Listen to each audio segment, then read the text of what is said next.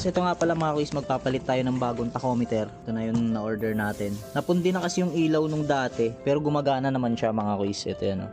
Ayan. Ayan. Gumagana yan. Napundi lang yung ilaw. Ayan. Sa mga may motor na naka-pipe tapos wala kayong tachometer, ito yung pinaka the best na i-invest nyo mga kuys para iwas huli. Lalo na ngayon yung mga enforcer natin, hindi natin alam kung paano sila bumirit. Wala silang guide pagdating sa RPM.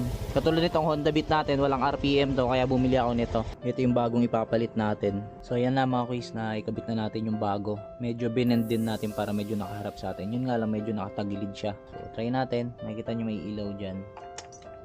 Ayan, nakita nyo ba mga kuys, may ilaw. Try natin kung gagana. Yun. May ilaw na siya. Okay na mga kuy.